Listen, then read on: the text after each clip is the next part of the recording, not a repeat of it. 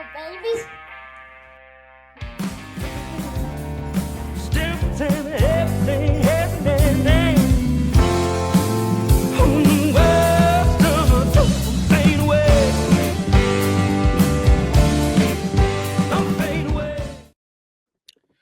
Ray found Jesus, but he's still looking for his dick. Thank you, Raymond.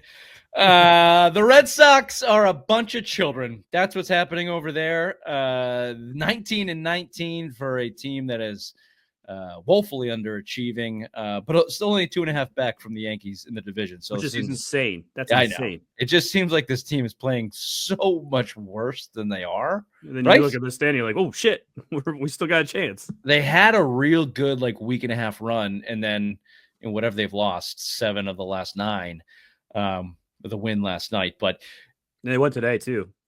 Yeah, sorry. So, but look, the reason you don't feel good about it is because it is still dysfunctional. It is a dysfunctional organization. Look no further than first base than the debacle that is going on. Said it in the opener.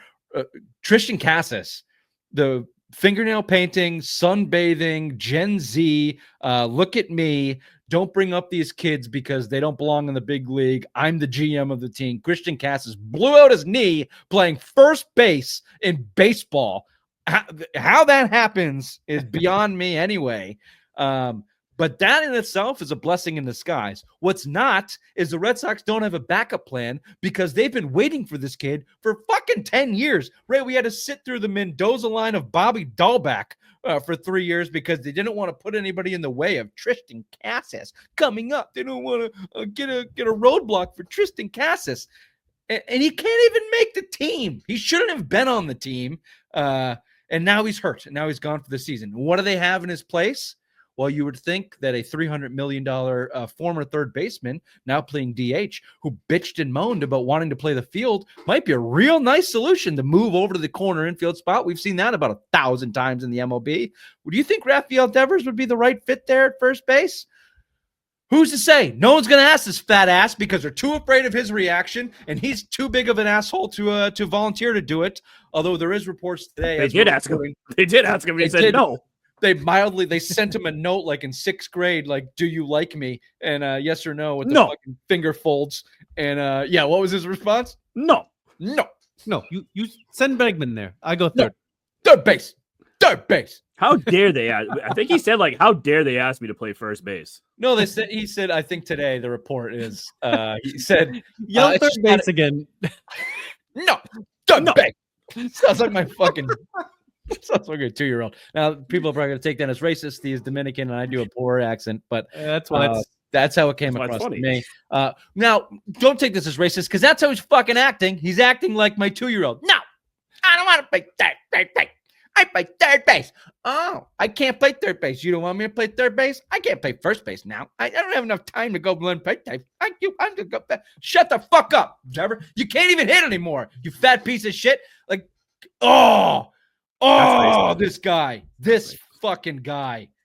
This guy. You sent Xander Bogaerts to San Diego, whose sense has not been very great. But I would much rather have a mediocre Xander Bogaerts on this team than a bitchy Rafael Devers, who now is not even hitting well. You kidding me? He said basically he only had 2 months to learn the position, and he doesn't have enough time to adjust, and he doesn't want to do it mid-season. I was just reading that while you were ranting about how Devers is a fat piece of shit, and it really hurt my feelings because, I think you're skinnier than Raffy at this point, and that's basically what you just said from the report is basically what I said. I was just in toddler speak, so you probably can understand it. That's probably how Alex Cora feels. He's got out of a conversation with Raffy. Is I need another kid here to transcribe what this. And they have nobody. I went on base, I would try to do a little research. They have no one. They have fucking nobody. They have to fucking trade for someone now. Tristan Cassis was their great white hope, and not anymore. He was the only first baseman on the roster. Quite literally for a decade. Name me the last first baseman. Doug Minkiewicz. It's been a very long slide, and they still don't have an answer. Roman Anthony, Trevor Story, so you can bring up Marcel Mayer, Yoshida, to toss whoever you want out there. You got the most errors in the bigs. That's going nowhere. because you don't have anybody to play first base. Toro kid, the 28-year-old Toro kid that they brought up, that had a nice game, but he's not a big leaguer. He's 28. If he was a big leaguer, he would have been a big leaguer by now. It's just another, frustrating is the other way I would describe how they've handled this. And, it comes down to obviously organizational forethought and like not stacking a first base position for a decade. And then leadership and the lack of it, from on the field player personnel to management and Cora to upper management and Breslow. Wherever you want to take that, like not feeling comfortable enough to have a conversation with Rafael Devers to play first base when he's making $30 million a year because he was angry that you signed a Gold Glove third baseman to play the position in which he was the worst statistical third baseman in the league last year. They're all a bunch of children. So here's what needs to happen. They need to Vrabel this team. Mike Vrabel came into the Patriots, and he blew out every piece of leadership on that field you can name. Good players, guys we liked, Jonathan Jones, Dietrich Wise, David Andrews. Bye-bye. You've been here the last 5 years. It's been a pile of shit. Losing has become part of the norm. The Patriots weren't even doing it on purpose. They were trying to win, and Mike Vrabel said, no, I want you out of here. Take your bad habits and take them to New York or Washington or Tennessee. Get out of my face. That's what the Red Sox need to do with anybody who has that stench on them. And I'd start with Devers, and I'd take nickels on the dollar to get him out of the fucking city. Because he's only a bat now, and he's not even good at that. So that's a bad contract to move. I'd take pitching prospects and a guy that can come in and fill as a 4-starter. Get him out of here. Actually start your rebuild. Bring Mayer up. Bring Anthony up. Rely on Campbell. Get some pitching and go. Because right now, what's holding them back is not talent. It's not even necessarily leadership. Managers in baseball don't have a ton of say anymore. It's not even necessarily talent. Their lineup is top 10, top 5 in these categories. They need some help on the pitching staff. They need some help in the bullpen. It's their mentality. They have no professionalism. They have no dedication. They're a bunch of whiny bitches that don't want to go play in the rain. Blow these guys out. Anybody with that mentality, get them out of Dodge. Take nickels on the dollar and build your organization with the guys that want to win and know how to win. That would be my suggestion. Can I ask you a question? Go ahead. In February of 2024, did we not sign Theo Epstein back to the Red Sox for the Fenway Group? He was hired by the Fenway Group as I forget what his role is, but he is not a Boston Red Sox employee. He's a Fenway Sports Group employee. Could you get him to be a Boston Red Sox employee? I know that he is with some type of consultant role for the Red Sox. But I don't. The game has changed. I don't think he wants to be a general manager. And yeah, I mean, if you want Theo Epstein to be your hero, then he's gonna have, in my opinion, gonna have to adopt. Is he the biggest nerd? He's the biggest nerd that we've ever seen in baseball, right? I mean, he took 2 franchises that never had won World Series in over almost 100 years and won World Series with those franchises. Well, people credit Theo Epstein for adopting the Bill James and Billy,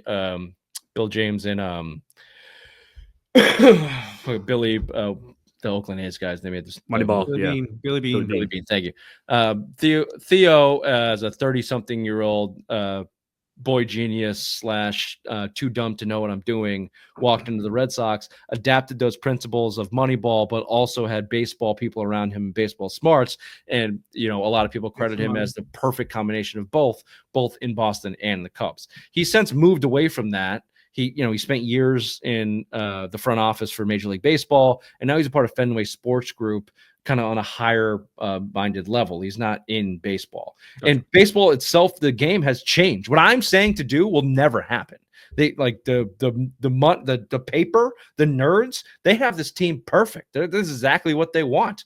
Lucas Giolito has an 8.38 ERA. Now nobody looks at ERA anymore in baseball because his spin rate's through the fucking roof. But the guy can't pitch. He hasn't pitched in 2 years. The 4 games he's played or whatever for a Boston Red Sox uniform, he sucks.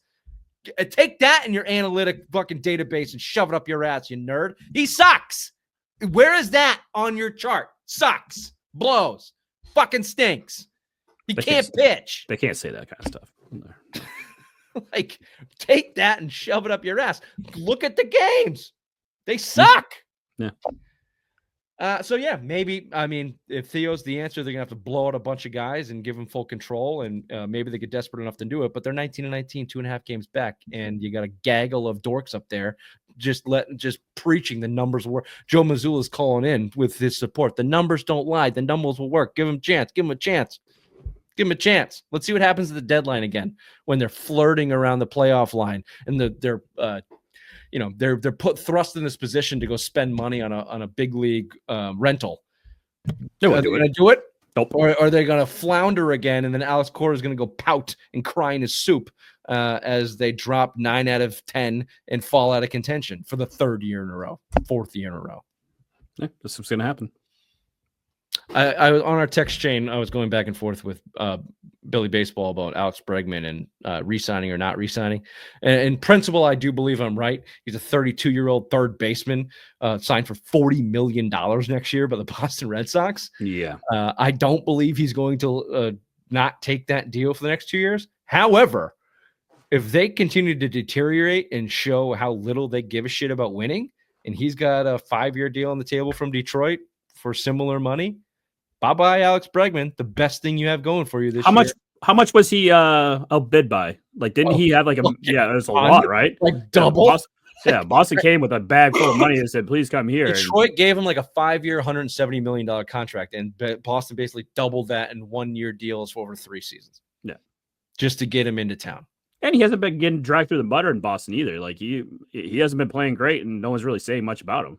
He's the best thing on the team. He's got like 1,008 LPS. He had a couple bad defensive games, but Alex Bregman is the best thing you have going. Him and flashes of Garrett Crochet. That's it.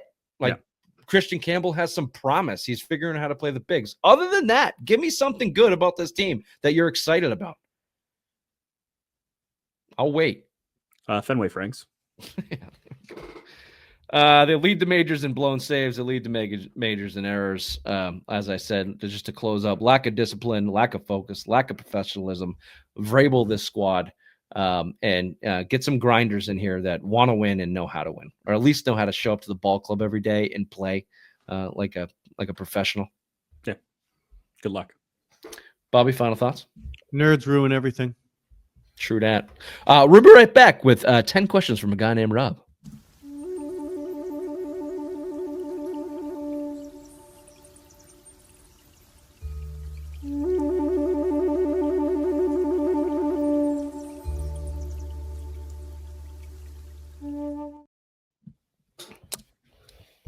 Okay, let's get into this. Was Reddick saying the Lakers need to get in championship shape, a shot at Luka, or deflecting his terrible coaching? A little bit of A, a little bit of B. A little bit of this, a little bit of that. I like to think he was calling Luka fat and sloppy, but obviously he sucks at coaching. No, because he went out to dinner with Luka and Rob Pelinka right after the season was over. So Luka ordered seconds. Of course. They went to the Golden Corral, the buffet, and Luka said, I'll take 3 of those. That third beer, and he got the same look that I get. He was like, really? Yeah. Like, you driving home? I hate JJ Reddick, like burning passion hate. I heard extremely hateable.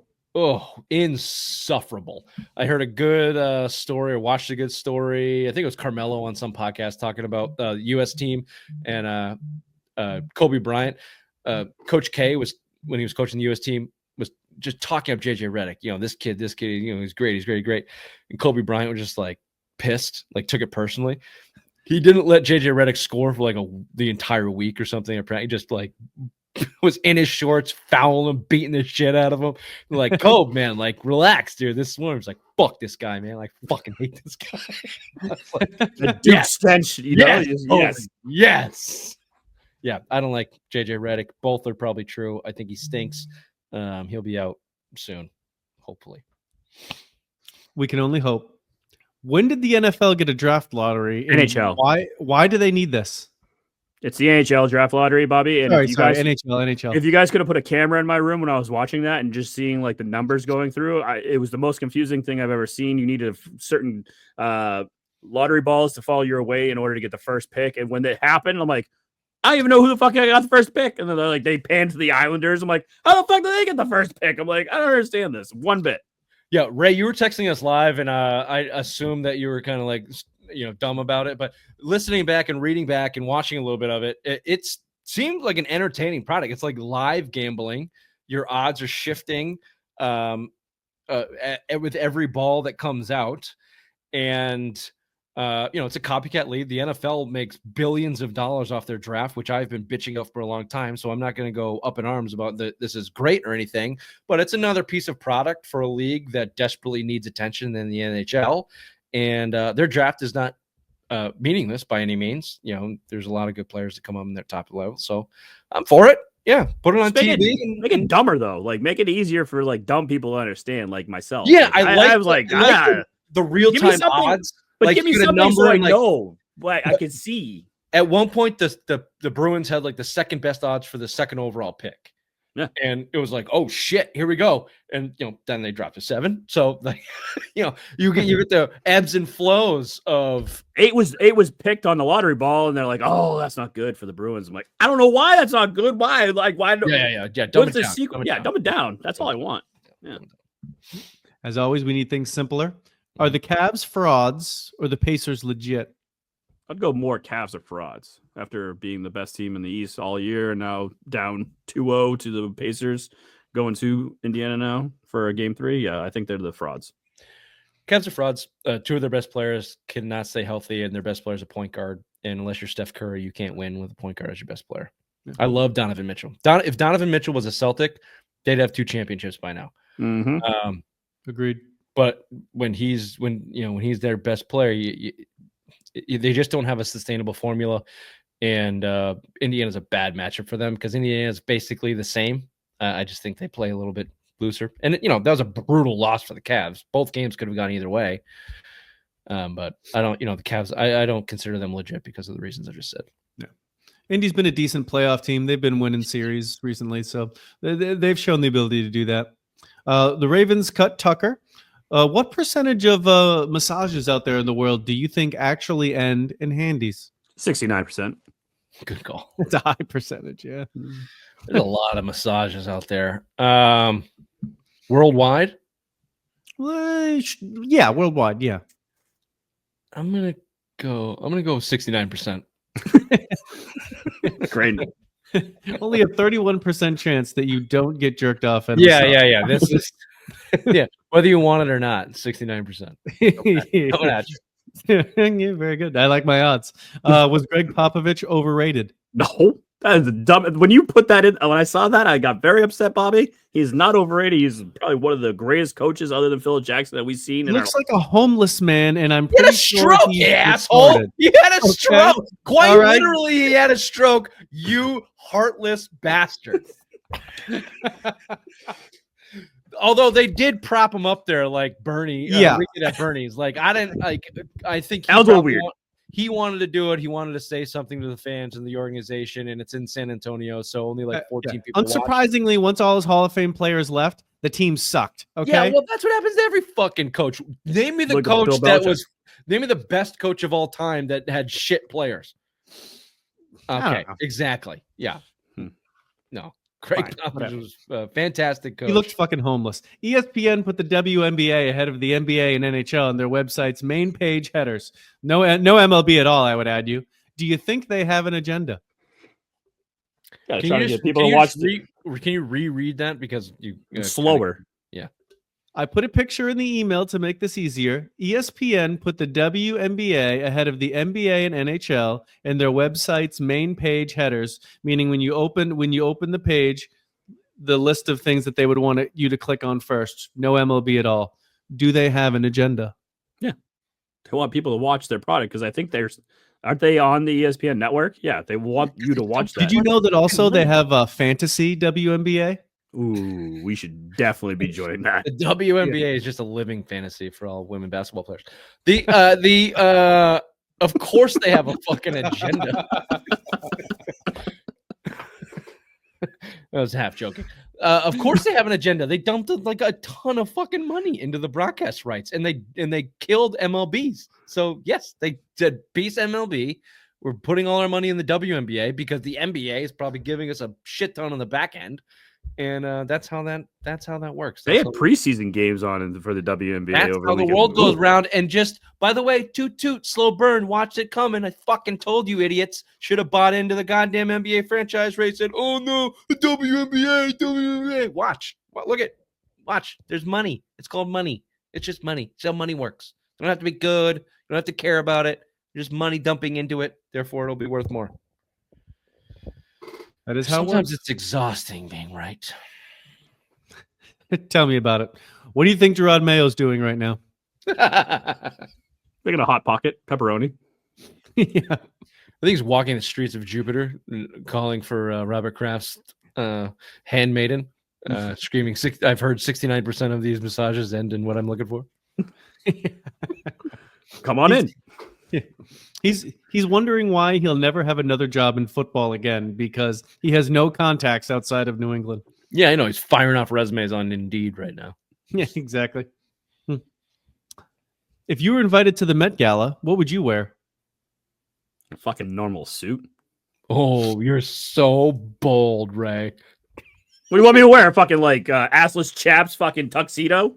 No, I want you to dress like yeah, Mario, like everybody expects you to. At that sort of an event. I want you to wear overalls and a red shirt and a little fucking pompadora, like everybody wants you to. And just have like a music box behind me going, on mushroom. Beep, beep, beep, beep, beep. Yes, that's what I would like. What would you wear, Bobby? It would be like a blow-up doll that looked like your mother tied around my waist walking. Well, she would flap in the front while I walk out. Yeah, I'd wear the same thing, except I'd be walking backwards in front of that.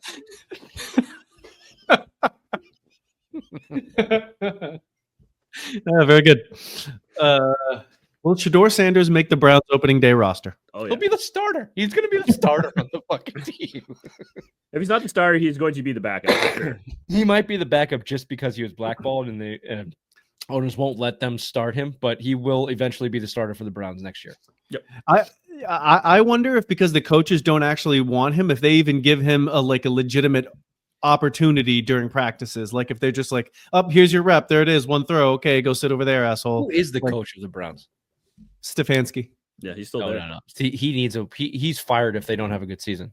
Shedeur Sanders may start the season. I'm no Shedeur Sanders fan. I'm no Colorado fan. But oh, you're not? I don't know if you've noticed.